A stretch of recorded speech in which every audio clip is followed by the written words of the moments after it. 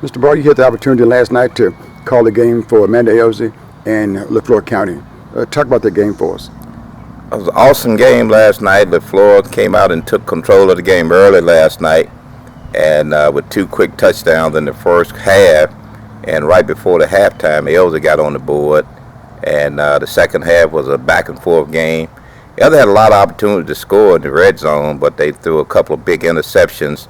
And near the end of the game, they had a big fumble that LeFlore ran back for the final score for a touchdown. Okay. Both schools are in the same school district, and both schools coming off an abbreviated schedule. How do they look after having to play just a half schedule last year? I tell you what, hats off to both Coach Gideon and many other coach, Coach Davis, for a job well done.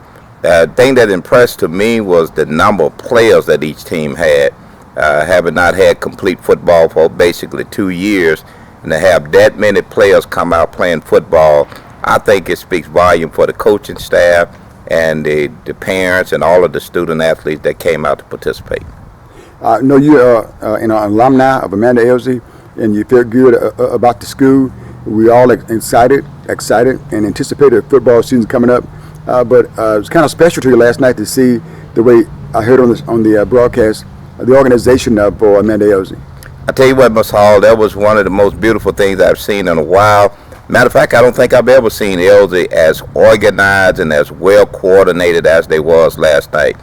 From the moment you drove on the campus, everything looked really good. The parking, you had good parking, great security. You just felt secure and you felt very proud. The field looked excellent, and the coaches and everybody was so courteous and kind to assist you, make you comfortable at the, make you stay at the game very comfortable. It was very good, and I think any alumni would be proud to say they're associated with Amanda Elsie. Talk about the talent you saw on the field last night. I saw quite a bit of talent. I saw some students, athletes that probably need a few more games experience under their belt, but I saw heart and I saw determination on both teams. LeFlore got a wide open passing attack. In my opinion, at this stage is second to none. Amanda Elsie had a pretty good passing attack. The quarterback made a couple of mistakes, but he was playing on an injured ankle. But I tell you what, Elsie defense rose to the occasion last night in the second half. And I tell you what, two or three games down the road, I don't think anybody want to see Elsie nor LeFlore. You had the opportunity to call some Greenwood High School games last year. They lost a lot of talent and made it to the North Championship ball game. Lost a lot of talent. Coach Gatewood is creating a climate of winning over there. How far do you expect them to go this year?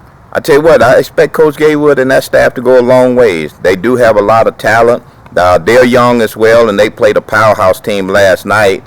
And I think they played them pretty well for at least the first half. But I expect them to bounce back in a big way against Clarksdale, and I expect them to do well the rest of the year. A lot of eye-opening ball games when you see Clarksdale defeated the team, I believe. I'm not exactly sure it was Tupelo, somebody like that, in the first week of the season. So eyes right now on two teams in this area, maybe three teams, Clarksdale, Grenada, and Holmes County Central. Talk about those teams for a second. I tell you what, Clarksdale going to be tough. Greenwood had them on the ropes last year, should have beat them. Couple turnovers right in there within the 5-yard line, but they're going to be tough. But this will be a statement game for Greenwood this week. No doubt in my mind, Greenwood can bounce back. Whether or not they play well enough to beat Clarksdale, I don't know, but they got just as good an opportunity to beat them as Clarksdale has to beat Greenwood. Talk about Grenada. Grenada's always powerful.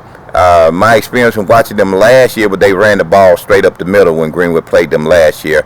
And, of course, Grenada got a lot of big offensive linemen. So anytime you can get those big hogs out front, as the Washington Redskins used to call them, and put them out there blocking, somebody better be on their P's and Q's because they're going to run it right down your throat till you stop it. Tennis playing in a district this year is Holmes County Central. They got the numbers up to around 75 players are out there. And I talked to the coach last week, Coach Wilfork. He said he had only about 2 players going both ways. So he's utilizing the numbers he has.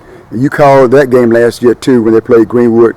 Talk about their numbers and what the coach is doing up there, or down there rather, in Holmes County Central. The thing that was so impressive about Holmes County Central was not only the atmosphere on the campus, but the number of players. And anytime you can play this time of year, especially in this heat and climate, and especially against teams that don't have the number of players, and you can play each team one way, you step on the field with an advantage, Mr. Hall. But I tell you what, they're going to be tough to beat because they're a combined school, and it's going to be tough to beat Home Central. And you're calling games on gwoodlive.com. What area should we look for you to be in, and how do we get in contact with you to get you to cover the schools? I tell you what, calling the game on G Wood Live last night was an experience of a lifetime for me. I really enjoyed it, just to know that alumni from every school in the area can be subject to pick up their team anywhere across the world. We know we got a lot of alumni all across the United States, and just getting the word out to them that their team might be the chosen game of the week, and you can pick them up anywhere in the world on gwoodlive.com. That was quite a treat for me last night. And I tell you what, look forward to this week, whichever game of the week is designated as the game of the week, and letting those fans know and letting the community know that G Wood Live will be bringing it live to you, and I'll be bringing the commentator. Why is football so big in this area, the Delta and the South? Well, football has always carried its own weight here in the Delta. Basketball kind of took over lately, but from the years in '74 when Greenwood won the state championship and all, there's always been a lot of football fans in this area. A lot of pro athletes came through this area and played pro football. So football's just big, and this time of year, nothing else to do, no way. Can you measure the impact of sports to a community? I tell you what, we all saw that impact when Amanda Elder won those 2 championships in the year that they did not get a chance to defend their titles. We saw how much of a downer that was for this community, and but you can't measure the impact because it just brings the community together like unreal. LeFleur and Elder had a sellout crowd last night. Greenwood High, I believe, had a big crowd, because when I was coming back into the area, I could see cars lined up from miles away trying to get back to Grenada and wherever they were going. So it makes a major impact in this area. Thank you, Mr. Barr. Job well done, as you always do. You have a knack, and one thing about your broadcasting, you're having fun out there all the time. Well, I love it, and I want the fans to see and feel just what I see and feel. Thanks an awful lot. We look forward to talking to you more and hearing you on gwoodlive.com. Appreciate it, Mr. Hall. Thank you.